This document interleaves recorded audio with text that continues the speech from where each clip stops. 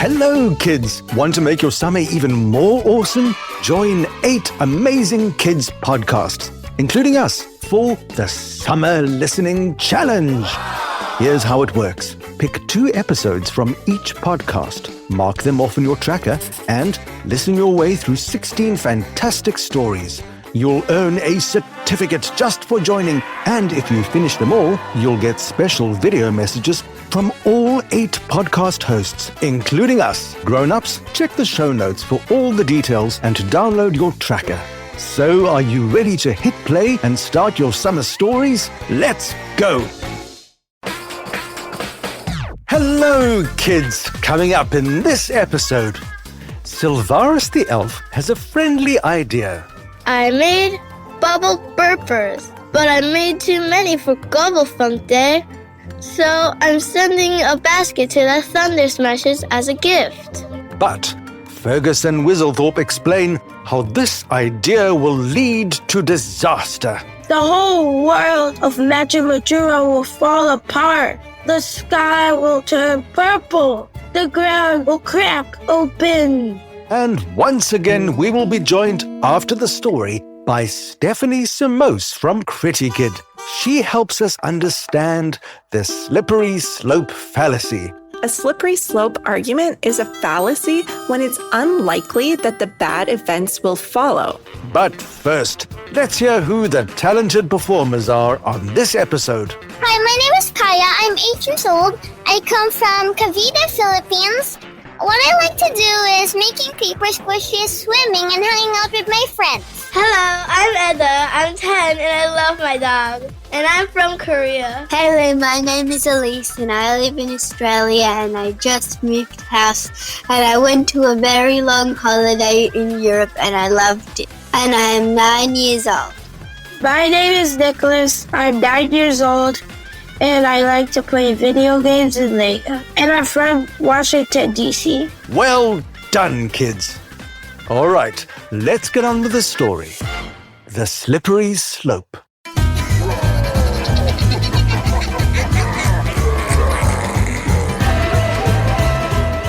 The air in Snaggleton was buzzing with excitement. The Great Gobblefunk Day was just around the corner, a holiday where everyone took the day off and celebrated. In her cozy kitchen, Sylvaris the Elf was humming a happy tune, her hair shimmering with joyful pink and orange stripes. She was making Bubble Burpers, a brand new treat that looked like colorful cupcakes. Each one was topped with swirly icing in every shade imaginable. Each cupcake made the eater burp amazing bubbles in all the colors of the rainbow. Oh, the Snaggletonians will love these. Sylvaris giggled to herself, carefully arranging a mountain of the bright, bubbly cupcakes on a cooling rack. But then she looked at the enormous pile. I made enough Bubble Burpers to feed a whole dragon family. She thought for a moment, her pointy ears twitching with an idea. What if she gave some to the Thundersmashers, the ogres from a neighboring village? They didn't often get fancy treats, and it would be a perfect Gobblefunk Day gift. Sylvaris carefully placed a large blanket lined with glowing moss onto her porch. Then she began to fill it with the Bubble Burpers. Come, Thunderbeak, she called out, using her unique rainbow whisper, which was her ability to summon birds of all sorts. I need your help, dear friend. A moment later, with a whoosh of air and a sprinkle of magic, a young hippogriff named Thunderbeak landed gracefully beside her. Thunderbeak was a cheerful young creature and was still learning the ropes of flying and carrying. Just as Sylvaris was strapping the basket onto Thunderbeak's back, Wizzlethorp the Wizard and Fergus O'Gold the Leprechaun came strolling by. Greetings, Sylvaris. Wizzlethorp called out, adjusting his spectacles.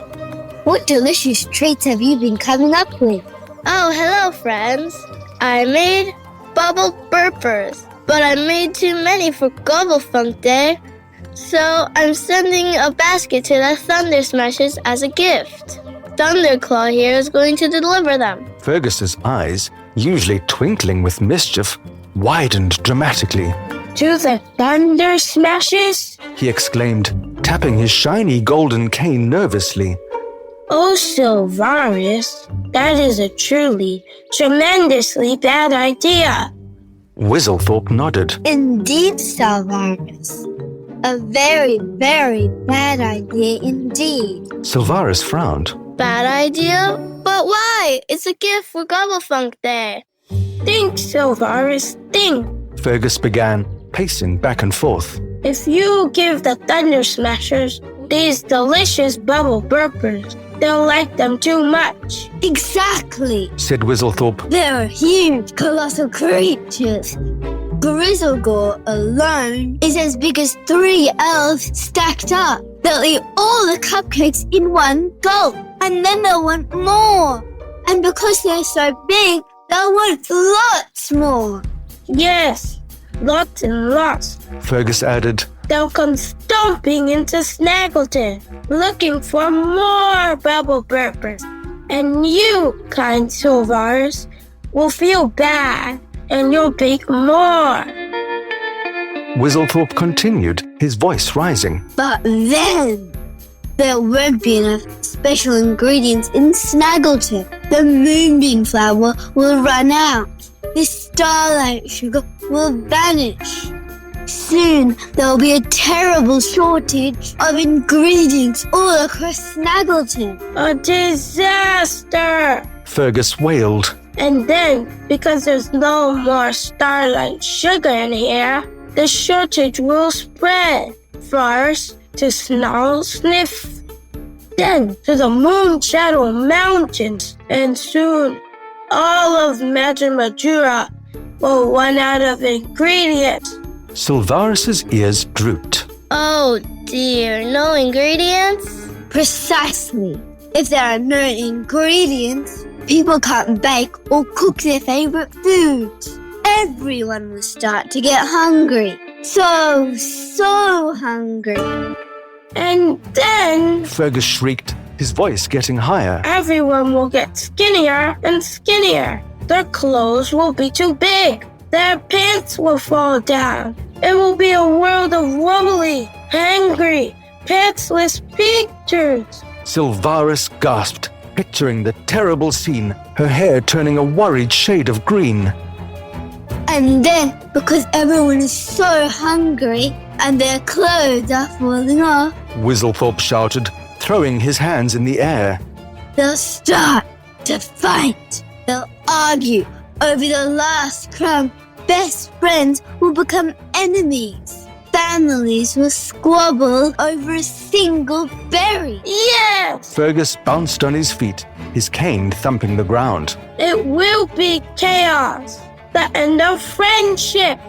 And then, because everyone is fighting, the whole world of Magimajura will fall apart. The sky will turn purple. The ground will crack open. It will be the absolute, undeniable end of Magimajura as we know it. All because of one basket of Bubble Burpers. Sylvaris's eyes were wide with horror. She imagined the world turning grey and silent, her friends fighting over a single sad crumb. Her beautiful, colourful hair flashed through every colour of the rainbow, then settled on a very pale, sickly yellow. She looked at the basket of Bubble Burpers, then at Thunderclaw, then at Wizzlethorp and Fergus. Oh no! Sylvaris cried, throwing her hands up in despair. No! You're right, it's a terrible idea. A truly disastrous idea. I can't let that happen. We must stop this disaster. As she threw her hands up, the young hippogriff misunderstood her gesture. He thought it was a signal to fly. With a happy squawk, he flapped his magnificent wings and soared into the sky, the basket of Bubble Burpers swaying gently on his back. Sylvaris, Wizzlethorp and Fergus cried together, their voices echoing through Snaggleton. He's gone. Wizzlethorp wailed, pointing a trembling finger at the disappearing hippogriff. The end is nigh. Fergus moaned, collapsing onto Sylvaris's porch. Sylvaris felt a knot in her tummy. We have to act fast. We must warn everybody. We must prepare for the attack of the hungry ogres from the neighboring village. Without another word, the three friends raced through Snaggleton, yelling warnings. To the village square! Gather everyone. The Thundersmashers are coming. The Bubble Burpers. Snaggleton was soon filled with panic. Sir Chucklenugget, still in his pajamas but with his helmet on, tried to organize the Mini-Mite battalion. Granny Gigglesnort began brewing a giant pot of battle tea, though she secretly wondered what all the fuss was about. Jinx and Snickerfang prepared clever traps, ready to defend the village.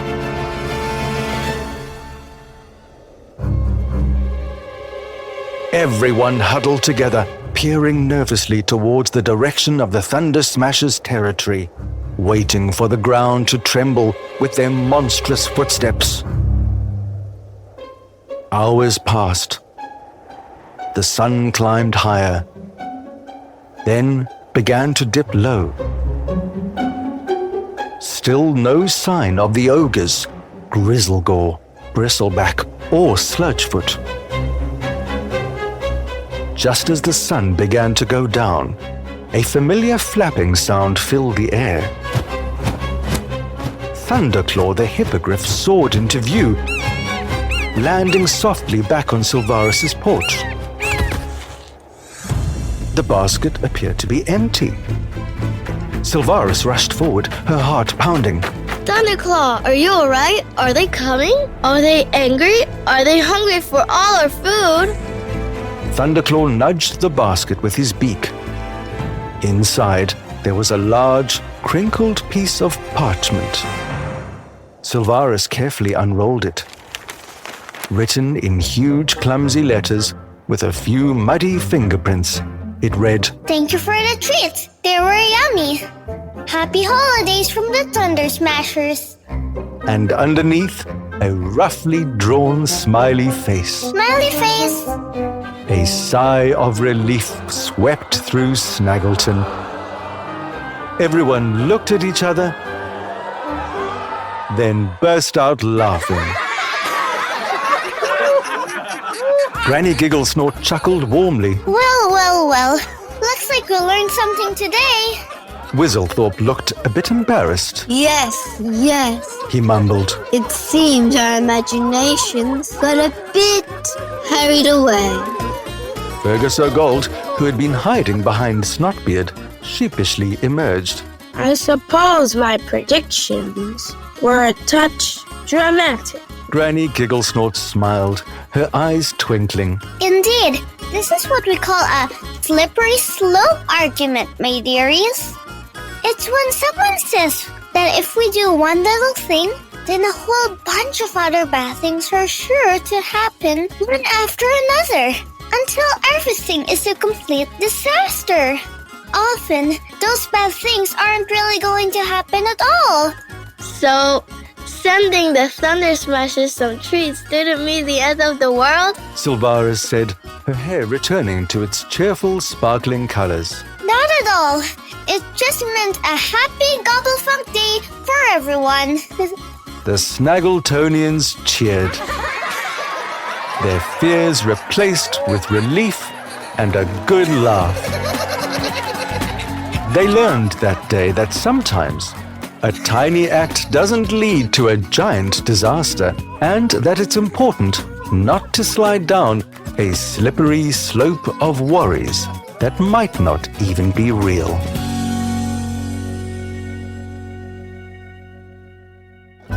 Hey kids, we are so excited to have Stephanie Samos from Critty Kid here with us again.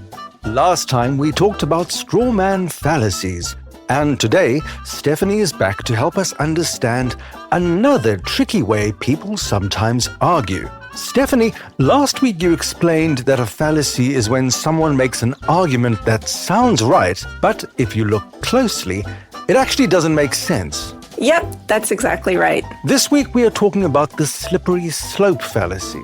What's that? Well, just like last time, let's start with an example. Can you think of an idea to start with? Make an argument. Okay. All right. I think kids should help with washing the dishes. That's a terrible idea. If we expect kids to help with washing the dishes, what's next? We'll expect them to do the cooking too? They'll stop going to school to take care of the house all day? I see. So this is the slippery slope. Because it starts with one small idea, like washing the dishes, and then jumps to a bunch of much bigger, unlikely bad things like not going to school or taking care of the house all day. That probably won't happen just because of washing the dishes. Right. A slippery slope argument is a fallacy when it's unlikely that the bad events will follow, or when we speak about them with too much certainty, like they're sure to happen. Are all slippery slope arguments fallacies? Actually, no. Let's say you know that whenever you start listening to the By Kids for Kids Storytime podcast, you get sucked in and listen to several episodes in a row, even if you plan not to. You have a test tomorrow morning and need to go to sleep to get a good night's rest. It's your bedtime, but you want to listen to just one episode before your sleep. But you stop and think, if I listen to an episode now, I will probably get sucked in and listen to many more. Then I won't get a good night's sleep, which will make it harder to write the test. This is not a fallacy because it's not unrealistic. You know from past experiences that you often get sucked into the podcast, so it's reasonable to think that it might affect your sleep. And it's also smart to think that not getting enough sleep could make it harder to write the test. Thanks, Stephanie. The slippery slope fallacy is much clearer now. Stephanie, tell us why critical thinking is so important. Well, we all have lots of beliefs, every single one of us. Our beliefs are all our ideas about what is true. But are all of our beliefs true? Almost certainly not. Critical thinking helps us tell the difference.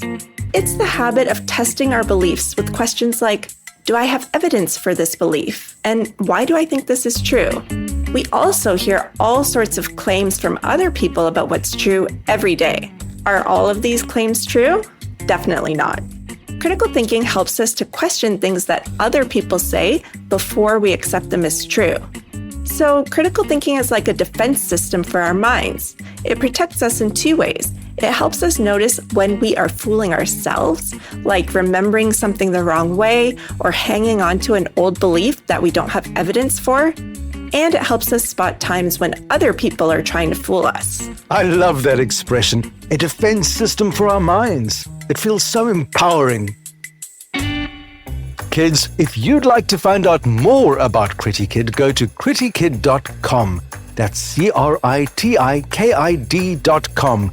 And Stephanie is giving away a free course pass on Critty Kid. How? Send us a recording of yourself explaining a slippery slope fallacy. You can make it up, or you can tell us about a slippery slope fallacy that actually happened. To submit your answers, go to bykids4kids.co and click on Contact. The best answer wins a free pass to Critty Kid's Fallacy Detectors course. Stephanie, thanks so much for joining us. See you next time. See you next time.